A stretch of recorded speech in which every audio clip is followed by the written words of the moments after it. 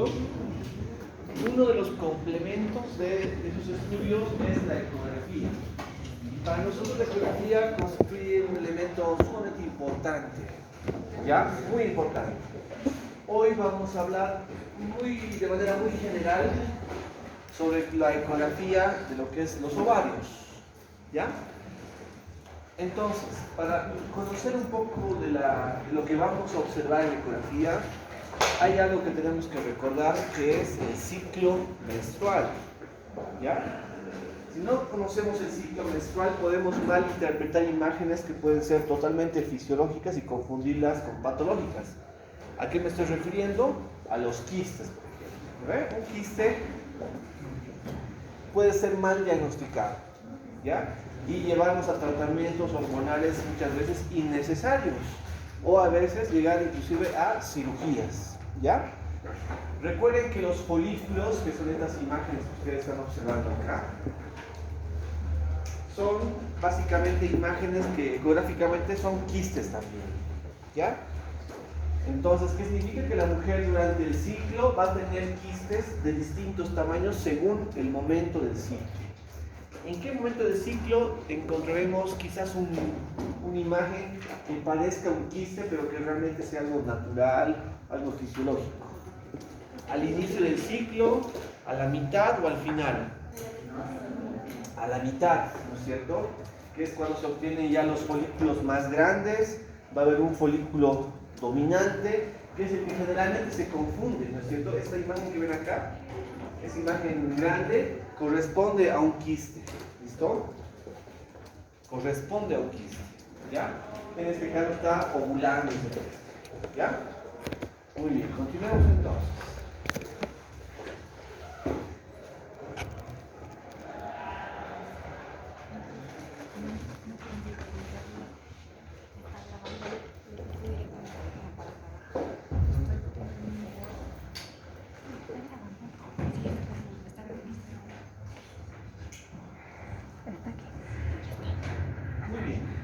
Miren acá,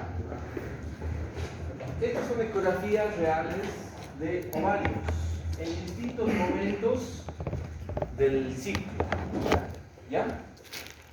Algo básico en la ecografía que tienen que recordar o conocer en algunos casos es la terminología que se utiliza, ¿ya? ¿Cuáles son los términos adecuados que usamos en ecografía?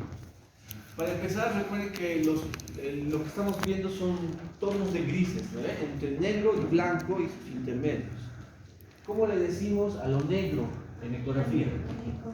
Anecoico. Muy bien. Lo blanco, hiperecoico. Y lo que no es ni negro ni blanco, no. Hipoecoico.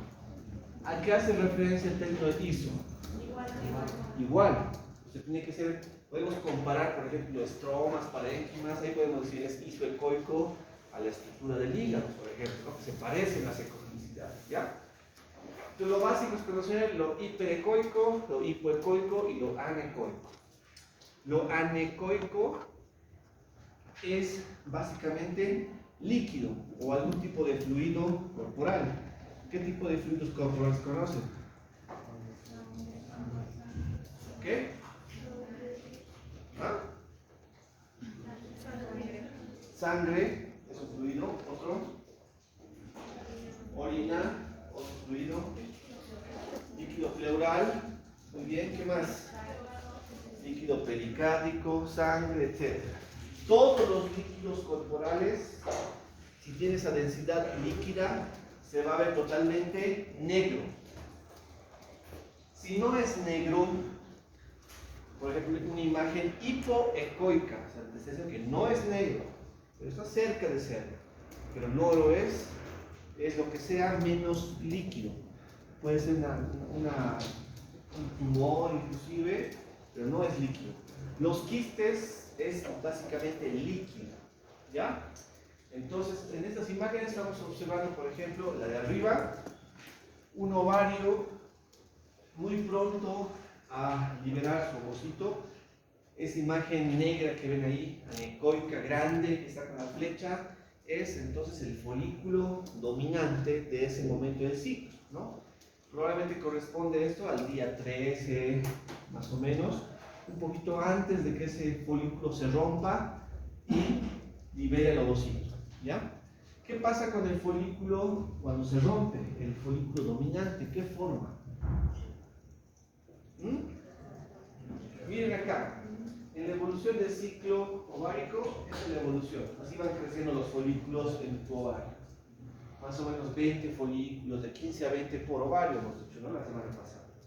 Entonces, van evolucionando, van creciendo, de repente solo uno comienza a crecer más. A ese se le llama folículo dominante, que es ese que tenemos ahí. En el día 14, este folículo se rompe y libera el ovocito.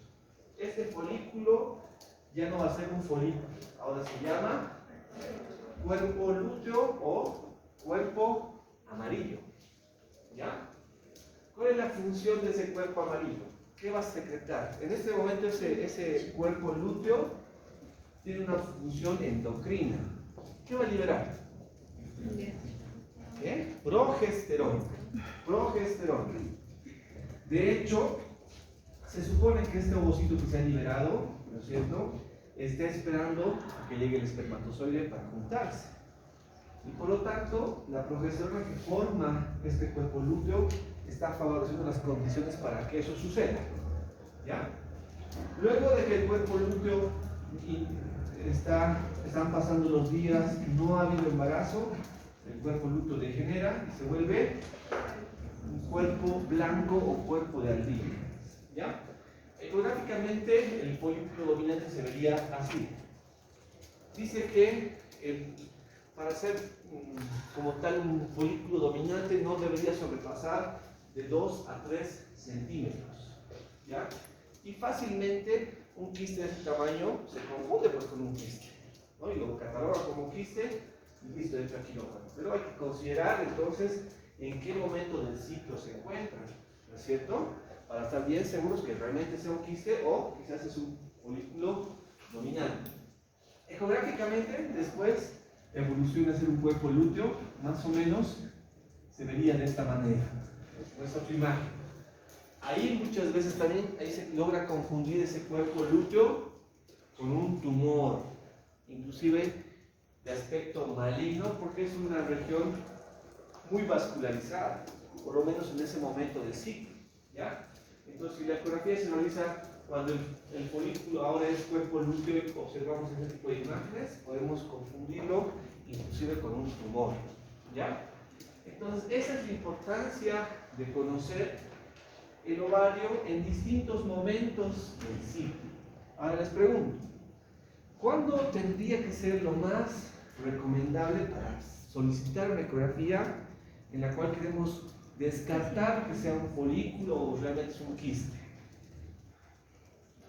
¿Será el principio del ciclo o en la fase menstrual? ¿Será en la fase proliferativa? ¿Será en la fase secretora? ¿Cuándo creen que será lo más recomendable? Por la lógica de las cosas, por la lógica de cómo evolucionan las cosas. ¿Ah? ¿Qué opinan? Bien, pero ¿en qué parte de la proliferativa?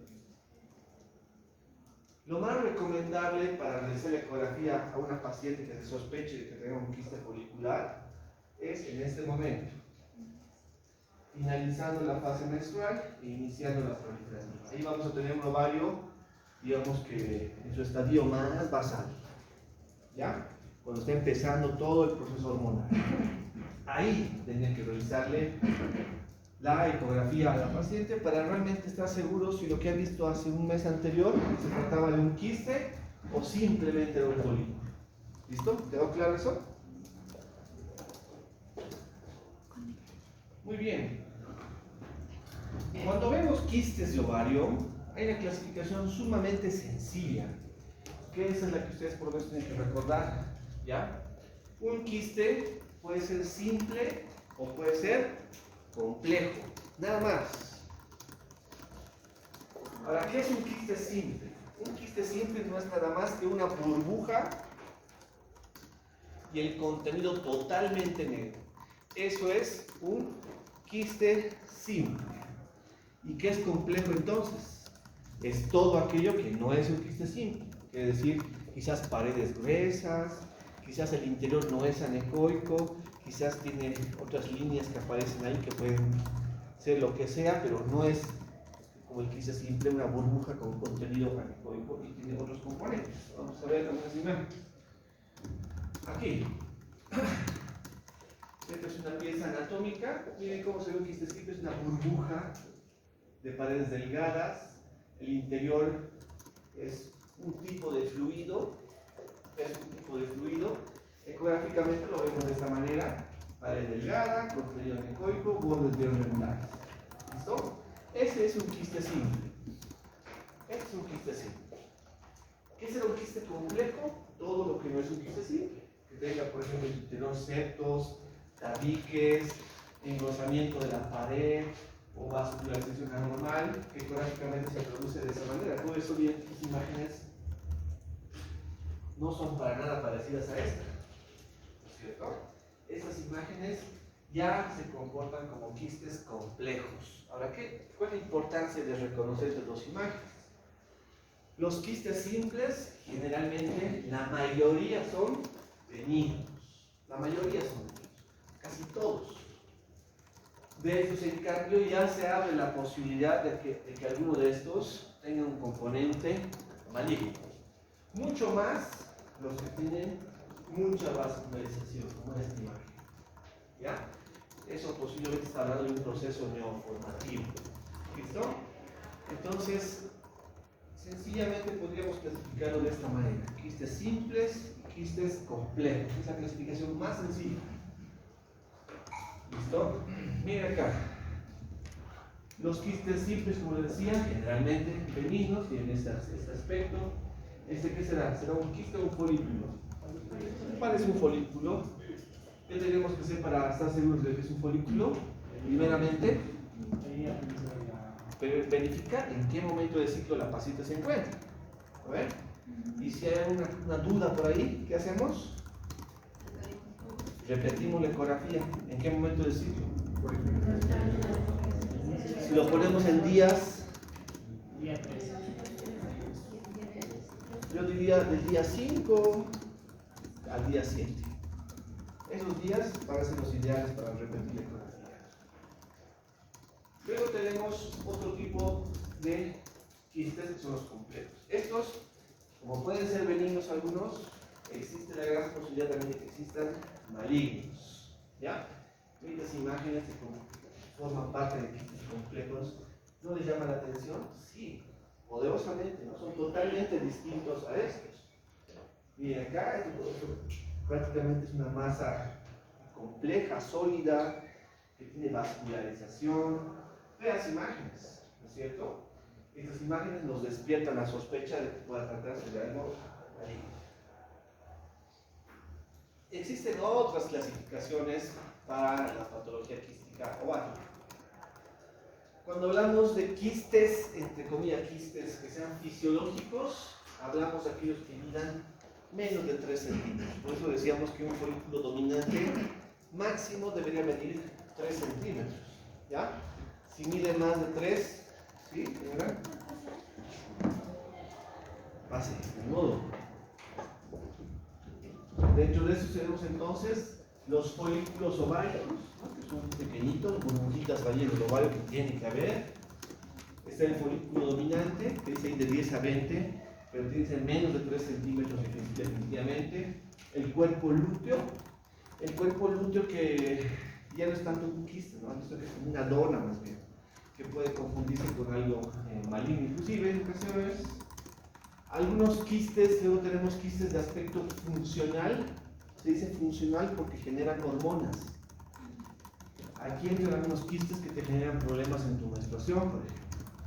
Dentro de eso tenemos los quistes foliculares. ¿Cuáles serán los quistes foliculares? Son, por ejemplo, esos folículos que en el ovario estaban madurando. Uno llegó a ser el folículo dominante, pero no explosionó, no liberó el ovocito, se quedó así. O sea, hubo un ciclo anovulatorio, ¿no? sin ovulación. Ese tipo de quistes se forman en quistes funcionales. Esos quistes funcionales forman estrógenos.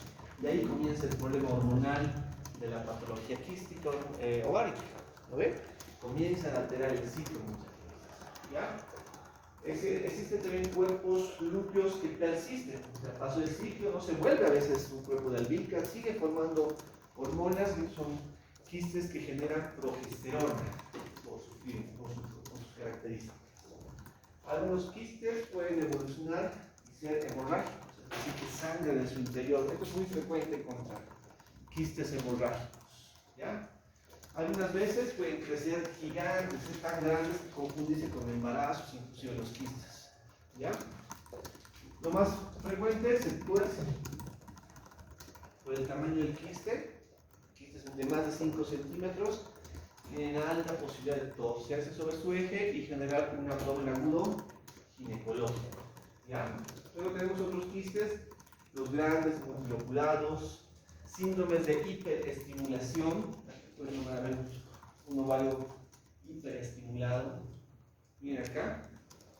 Este es el aspecto de un ovario hiperestimulado. Este tipo de ovario es muy frecuente encontrar en pacientes que están con tratamiento para la fertilidad. Les dan tratamientos hormonales para estimular la formación de los folículos y posteriormente hacer funciones, aspirar el contenido folicular, tomar los ovocitos y congelarlos, ¿no? O mandarlos a fertilización in vitro. Eso es lo que se hace en terapia de fertilización. Muy bien. Entonces, ¿qué tenemos que hacer con estos quistes jóvenes? Primeramente, cuando estamos en el hallazgo, ¿no? Una paciente que acude a la consulta quizás por dolor, alteraciones de la menstruación o lo que tenga, o por la presencia de vellos en los antebrazos, bigote, etc., nos hace sospechar que puede tener una relación con algún problema hormonal. Mandamos a hacer la ecografía y nos va a decir que hay un quiste, ¿no es cierto? Lo que hay que saber primeramente es si este quiste es o no es dependiente del ovario. Porque los quistes no solamente se forman en el ovario, sino también se pueden formar en la trompa. O sea, ser quistes tubáricos. Pueden ser paratubáricos. ¿Ya? Pero los que son ováricos como tal, esos son los que generan problemas de tipo hormonal. ¿Ya? Paso número 2. Es observar la ecografía y ver las características. ¿Qué tipo de patrón tiene? ¿Será un quiste simple o será un quiste complejo? Y muy importante el paso 3 es definir si es una paciente de alto riesgo o bajo riesgo. Si es una paciente joven como ustedes encontramos un pequeño quiste, ¿será un factor de riesgo relevante para pensar en algo malo? No. Pero si encontramos a una paciente de 60 años, la aparición de un quiste, y esta paciente tiene antecedentes familiares de cáncer de endometrio, de ovario, ¿qué será relevante? Ahí sí, en una paciente que no tendría por qué tener quistes, porque además ya dejó de menstruar y que tenga un quiste que está creciendo, me llama poderosamente la atención, ¿no es cierto? Entonces, mucho tiene que ver los antecedentes, ¿ya? Para definir si esta paciente es o no tributaria a hacer el seguimiento a ese tipo de hallazgo, ¿ya? Inclusive, en algunos casos tenemos que complementar con otro tipo de estudios, como por ejemplo la resonancia magnética. En ginecología, ¿qué tipo de estudio será mucho más específico para ver con calidad imágenes aparte de la ecografía? ¿La tomografía o la resonancia? ¿Por qué? ¿Por qué no tomografía? Todo el mundo pide tomografía.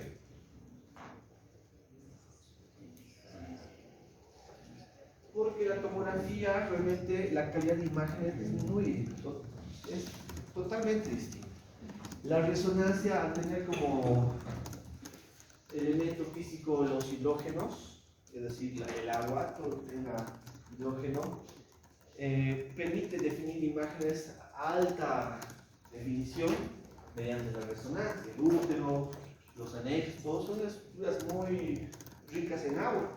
Entonces, esos hidrógenos son útiles para formar imágenes y la resonancia es totalmente el estudio de imagen más útil. Ahora, que se pida es distinto, porque saben que los resonadores no hay en todo lado, ¿no? Ecografía hay en todo lado. Rayos X también. Tomografía después del COVID, todo el mundo vive tomografía, ¿no? Ahora, resonadores, sí hay más, pero no tantos. Además, es un estudio muy costoso, ¿no? Muy bien, continuaremos.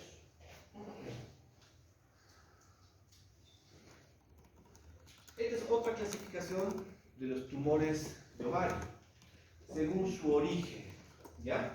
Entonces, lo que tienen que conocer son básicamente estos dos grandes grupos. Los tumores ováricos que dependen del epitelio superficial, que básicamente constituyen el 70% de los tumores ováricos. ¿Listo? Estos tumores del epitelio superficial pueden ser de un contenido seroso o mucinoso. ¿Cuál será la diferencia entre seroso y mucinoso? Si tuviera que comparar o poner como ejemplo, ¿qué será mucinoso, qué será seroso?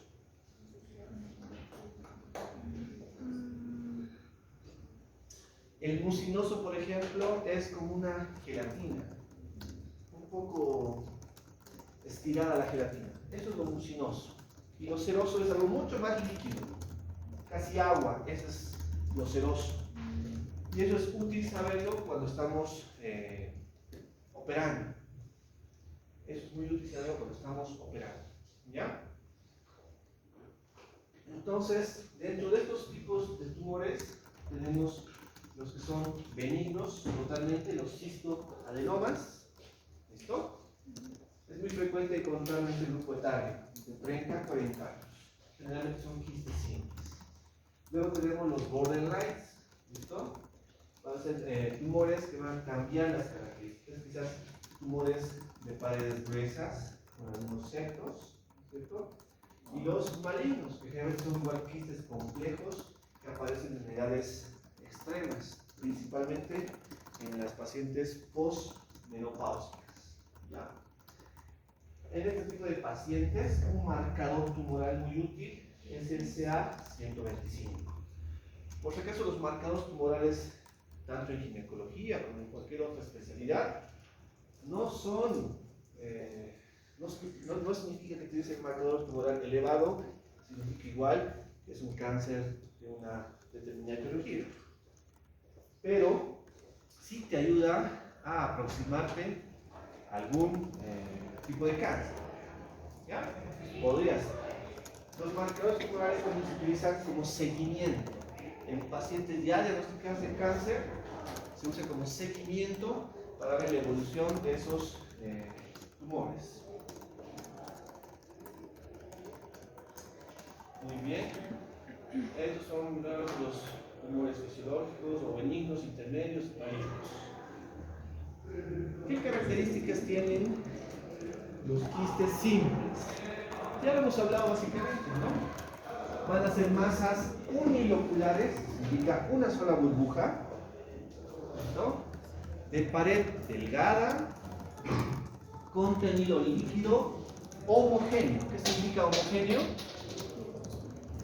Todo por igual, ¿ve?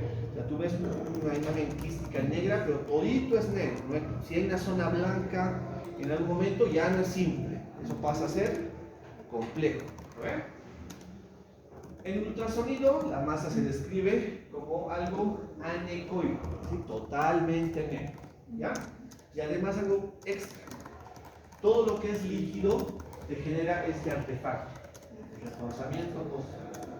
Algunos están viendo, creo, imágenes, ¿no? Ecografía, ¿sí? Entonces eso ya lo saben, ¿lo ves? Entonces el reforzamiento posterior acompaña únicamente a las imágenes que tengan como composición líquido. Si este es un quiste, va a tener su reforzamiento posterior. Si no tienes reforzamiento posterior, ¿qué significa? Que no es líquido lo que hay adentro. Puede ser algo muy cerca a ser el líquido, pero no lo es. Entonces es una manera también de darse cuenta. ¿Ya? En tomografía se hablan de imágenes hipodensas, en resonancia, imágenes de intensidad de señal baja, o compatible con el líquido.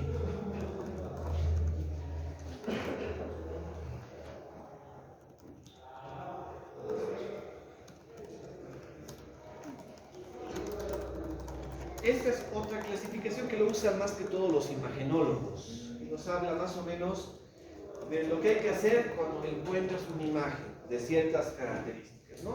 En la clasificación de Oratz. Nosotros también utilizamos, de hecho existen este tipo de clasificaciones para los hallazgos también para mama. En mama se llama Beeratz, ¿ya? En ovario, Oratz. ¿Qué significa? Imágenes de menos de 3 centímetros, por ejemplo, van a ser clasificados como un Oratz 1. Un quiste de 3 a 5, un Oratz 2, de 5 a 10, Oratz 2B, A y B, ¿no? La posibilidad, por el tamaño del quiste, de que sea maligno, es menos del 1%. Si sobrepasa los 10 centímetros, pasa a ser un Oratz 3, con la posibilidad de que sea algo maligno, que puede estar entre el 1 y 10%. O sea, ¿qué significa esto? Que mientras más grande sea el quiste, más posibilidades de que sea algo maligno, ¿no? A eso queremos llegar. ¿Listo? ¿Están abiertas las ventanas? Por favor.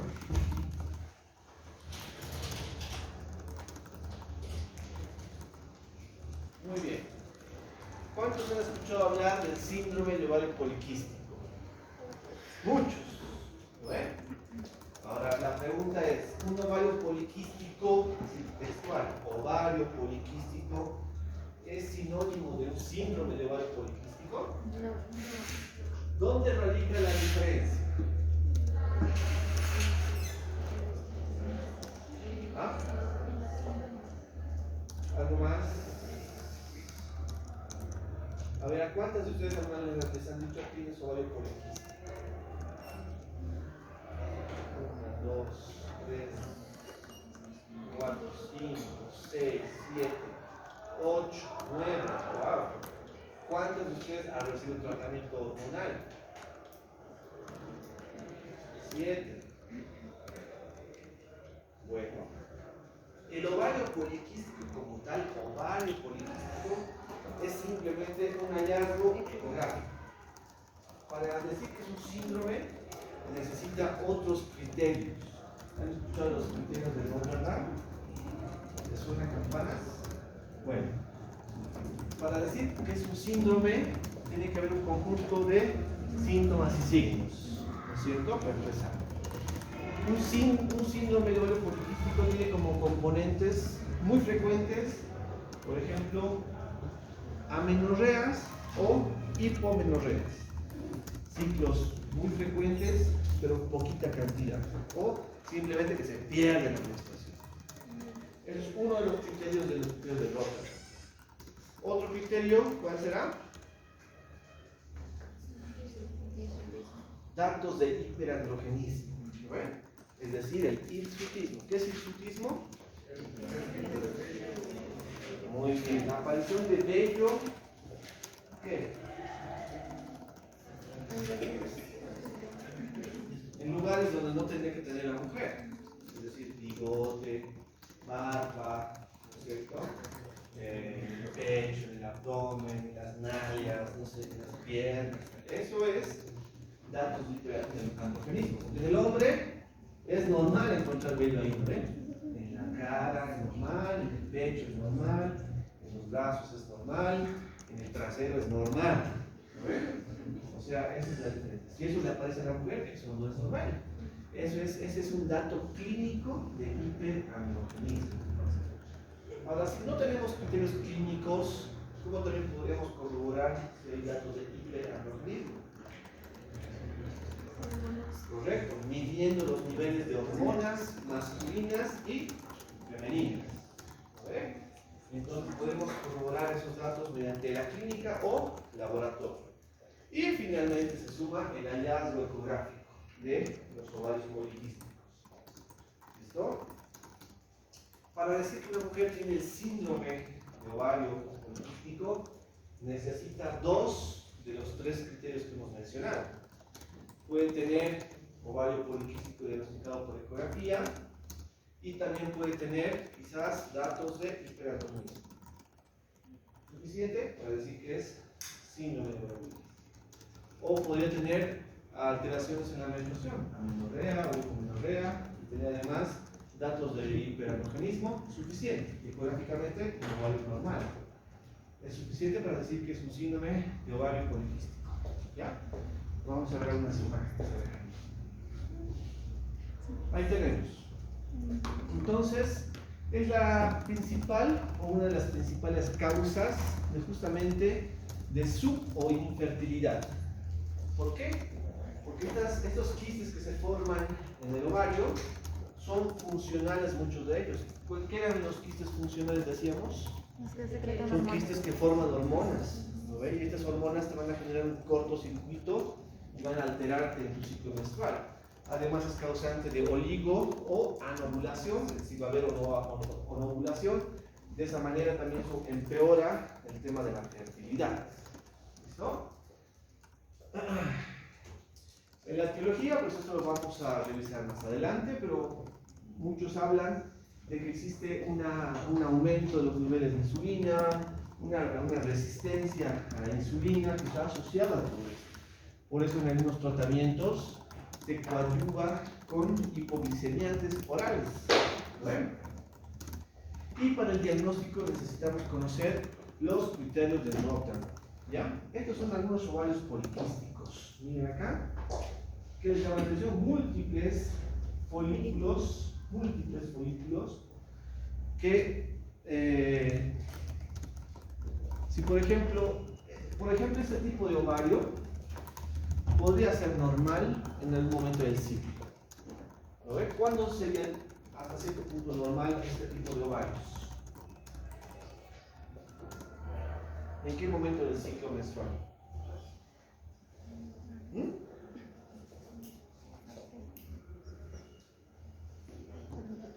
¿Cuándo? ¿Cuándo en la fase menstrual, dice? ¿Cuándo sería normal ver ese tipo de ovarios? En la fase folicular. ¿En la fase qué? Correcto. Muy cerca de la ovulación podemos encontrar este tipo de ovarios. Repito, por eso es importante saber en qué momento del ciclo está para saber si es normal o no. ¿Ya? Ecográficamente hay criterios para decir si un ovario es poliquístico. ¿Ya? Pero antes recordemos los criterios de Rotterdam que fueron emitidos desde el año 2003, perdón. ¿Hola, Doc? Estos son los tres criterios que tienen que conocer ustedes para decir si una paciente tiene o no síndrome de ovario poliquístico. ¿Ya? ¿Cómo se llaman los criterios? ¿Criterios de Rotterdam? ¿Cuál es el primer criterio? Oligo o anovulación. Esto se traduce en amenorrea o oligomenorrea. ¿Listo? Segundo dato, hiperandrogenismo, que puede ser diagnosticado mediante clínica o mediante estudios de laboratorio. Clínicamente, ¿cómo se manifiesta? Insulismo, puede haber alopecia. ¿Qué es alopecia? Ausencia de... La mirada que levanta la mano por ovario poliquístico. Creo que nadie tiene alopecia. ¿Okay? Marcadores bioquímicos, vamos a identificar presencia de hormonas masculinas. Siempre, por si acaso, hombres y mujeres tenemos hormonas masculinas y femeninas, por si acaso. Tenemos de ambas. Pero las mujeres tienen muchas más hormonas femeninas que los varones. Y los hombres al revés, ¿no es cierto? Pero siempre va a haber. Pero cuando existe un aumento de más de las masculinas, podemos sospechar de que algo está sucediendo, ¿no? Y el diagnóstico ecográfico de ovarios poliquísticos. 2 de 3 criterios te dan el diagnóstico de síndrome de ovario poliquístico. ¿Ya? Criterios ecográficos. Por si acaso, estos criterios ecográficos se aplican a pacientes que han menstruado hace más de 8 años. Quiere decir que si ustedes tienen, por ejemplo, 18 años y han empezado a menstruar a los 15, el diagnóstico ecográfico no es el adecuado. ¿Ve? Porque muy frecuentemente en las pacientes jovencitas es muy frecuente encontrar muchos folículos, porque es un sistema inmaduro todavía el eje hipotalámico oficial. Podemos encontrar, por lo menos tenemos que esperar 8 años después de la menarca para que los criterios ecográficos sean útiles. ¿Ya? Como les decía, la ecografía transvaginal va a ser la mejor para el diagnóstico. Por vía abdominal va a ser muy difícil poder hacer un buen conteo. Necesitaríamos un equipo de alta resolución para que nos dé unas buenas imágenes. ¿Listo? Entonces aquí está, por ejemplo, que deberíamos realizar ecografía en la fase folicular temprana, es decir, termina la fase menstrual y deberíamos hacer la ecografía. Día 3, 5, ¿no? 5 no se queda con el promedio. ¿Ya? Dice que en al menos uno de los dos ovarios, si tienes estas características, podemos hablar de que es un ovario poliquístico. O sea, no hace falta que tengas los quistes en ambos ovarios. Si bien él dice ovarios poliquísticos, o sea, no es plural como tal, puede ser que un solo ovario tenga todos los criterios ecográficos. ¿Ya? ¿Qué dice? Si tenemos más de 20 folículos, y entre paréntesis folículo, cuando mide menos de 1 centímetro por si acaso, hablaríamos de que es un ovario poliquístico. Más de 20. Antes hablaban de 12. O sea, más de 12 folículos decían que podría ser ovario poliquístico. ¿Por qué cambió esto? Porque antes 12 y ahora 20. ¿Por qué tendrá que ver esto? Nada que tus incidencias. Más sencillo todavía. Aquí a todo el mundo lo veo con tablets, celulares, ¿no ves? Haciendo transmisiones en vivo en TikTok y todo. ¿Eso qué es? ¿Qué es? ¿Qué es? Y antes era todo, ¿no? Tecnología. Los equipos de ultrasonografía de antes no tenían la capacidad resolutiva que existe ahora. Ahora los equipos hasta te pueden solitos hacer las medidas, ¿no? Ya no te necesitan casi. Tú solo puedes entrar al doctor y solito hace las medidas, calcula. Entonces los equipos tienen mayor resolución, mayor nitidez en las imágenes. Antes, por eso necesitaban encontrar más de 12 folículos para decir que es un ovario poliquístico. Actualmente, con los equipos modernos, 20 folículos para arriba. 20. ¿Ya? Si no tienes 20 folículos, tienes que calcular el volumen del ovario. Un ovario, más o menos, tiene un volumen de entre 5, 4 cc más o menos. Pero en un ovario poliquístico, por el aumento del tamaño de los folículos, si este sobrepasa los 10 centímetros cúbicos, también podemos decir que es un ovario poliquístico. ¿Ya? O sea, vale uno o los dos criterios. ¿Listo? Muy bien. Nada más.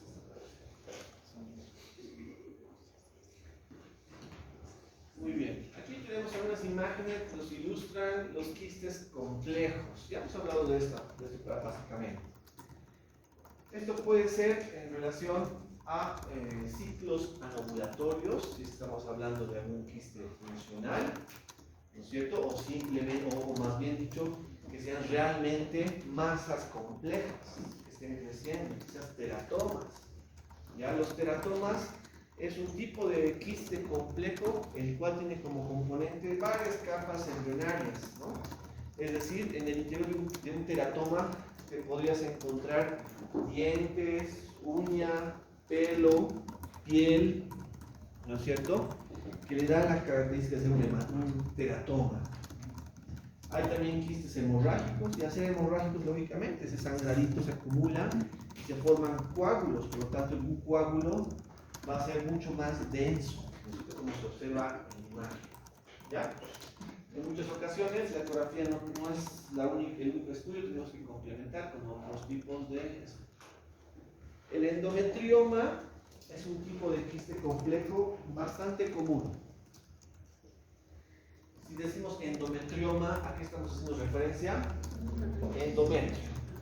Igual que en la anterior hablamos de endometriosis, ¿no es cierto? En este caso, el tejido endometrial puede formar dentro del ovario un tipo de quiste. ¿Y cómo sé que es un endometrioma? Por este tipo de imagen. ¿Qué tipo de imagen será? Anecoica, hipoecoica, hiperecoica. Podríamos decir que es hipoecoica, con la apariencia de un vidrio esmeriado. ¿Ven? Esos vidrios medio no son transparentes, pero tampoco te deja ver, ¿no es cierto? Ese tipo de aspecto tienes la característica generalmente de este tipo de endometriomas. Y cuando entramos a operar, y de mala suerte el estudiante de la universidad lo pincha el quiste, lo que va a salir es un contenido de aspecto achocolatado, es como un chocolate, ¿no? Se revienta y sale eso. No es sangre, es chocolatado la característica, ¿ya? Estos generalmente son benignos y son causantes de dismenorreas, es decir, dolores intensos durante la menstruación, por si acaso, de dolor durante el coito, causas de infertilidad, etc. Muy bien. Hasta ahí, ¿qué ves? 4. ¿Qué más? ¿Qué más necesitamos? Fijador, portaobjetos. Muy bien. Con todo eso tenemos para hacer nuestro Papa Nicolau. Muy bien. Entonces decíamos que el Papa Nicolau es una prueba ginecológica que consiste en obtener células del epitelio cervical. ¿Qué tipo de células vamos a tomar? ¿De qué región del cuello? ¿O el cuello es igualito en todo su epitelio?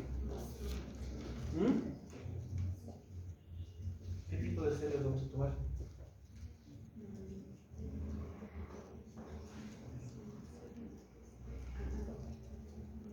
¿Qué tipo de células tiene el endocérvix?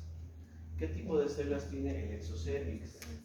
¿Cómo se llama la zona que comunica el exocérvix con el endocérvix?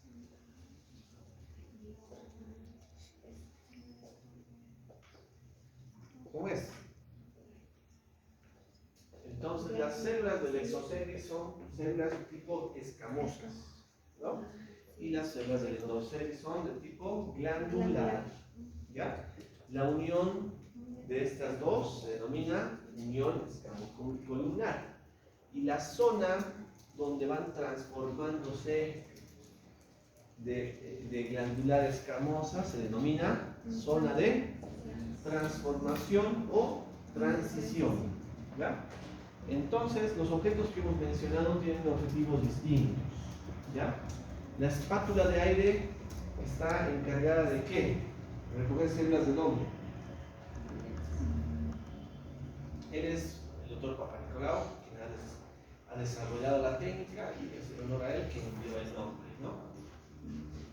Muy bien, entonces el Cytobruch y la espátula de aire tienen objetivos distintos. Miren aquí en la gráfica, está utilizando un tipo de espátula, no es la espátula de aire, pero cuando usa la espátula de aire que tiene forma de huesito en el extremo y en el otro extremo forma de dedo, tiene esa forma porque la forma de huesito tiene además una parte más prominente, si se han dado cuenta, ¿no? Esa parte prominente va a tener contacto con el orificio cervical externo y la parte menos prominente con el restante del exocérvix. Entonces, una vez que tiene contacto con el orificio cervical externo, tiene que girar 360 grados, eso significa una vuelta entera, ¿no?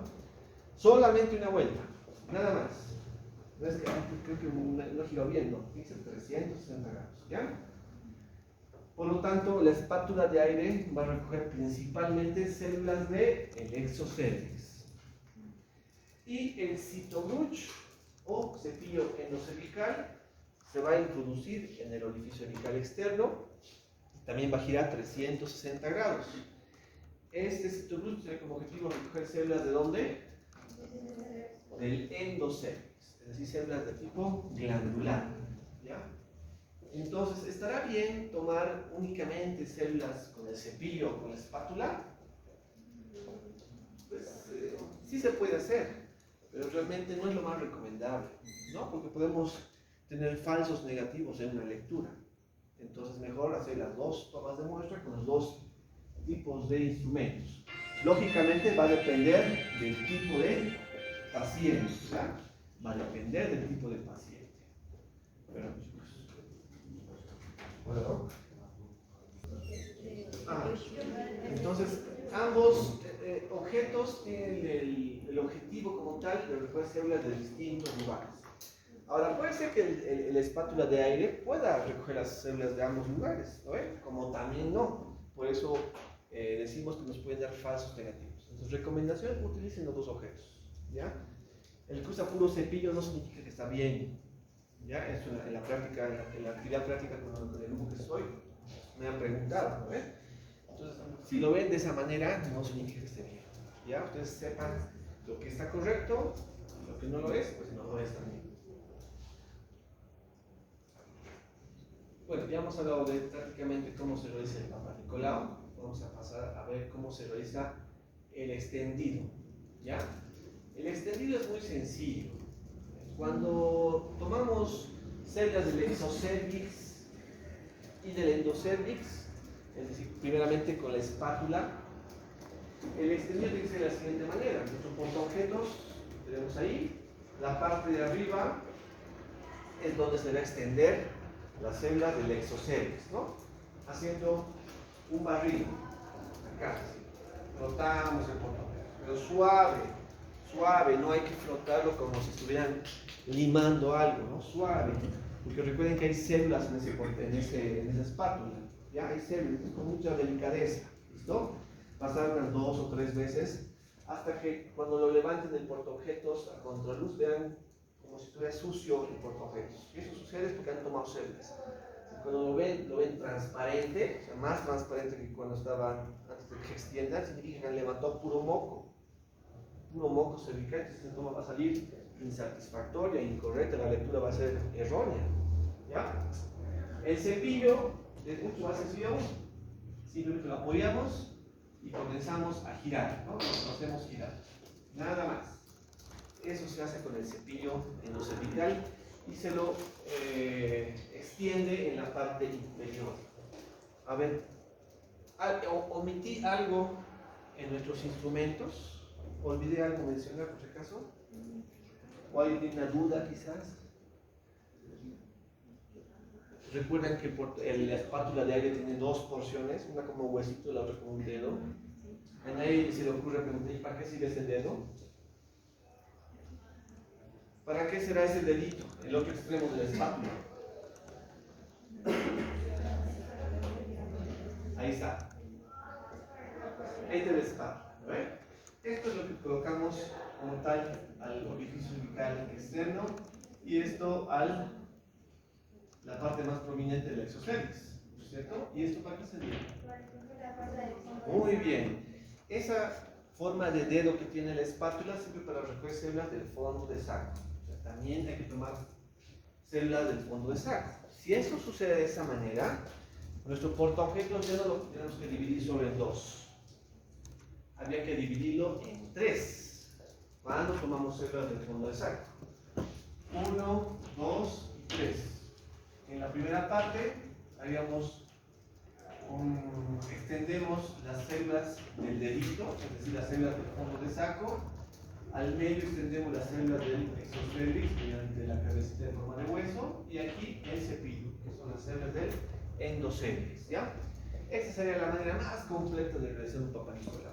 Pero con que lo hagan por lo menos de esta manera, estamos tranquilos, ¿ya? No lo traten de simplificar a más. Luego hacemos la fijación del portaobjetos. ¿Qué utilizamos para fijar? ¿Qué han visto que utilizamos? Fijador de pelo. ¿Pero por qué usamos el fijador de pelo? Es que somos tan pobres que no tenemos para comprar un fijador normal para esto. Porque la composición del fijador tiene alcohol alto porcentaje, ¿ya? Entonces esto nos permite usarlo como fijador, ¿ya? Aquí en esta gráfica se ve bastante bien cómo tiene que realizarse la toma con el cepillo de aire, con la espátula de aire. Vean que la parte más prominente tiene contacto con el orificio cervical externo y este se gira a 360 grados, ¿no? El cepillo endocervical se introduce al canal endocervical y se gira igual a 360 grados.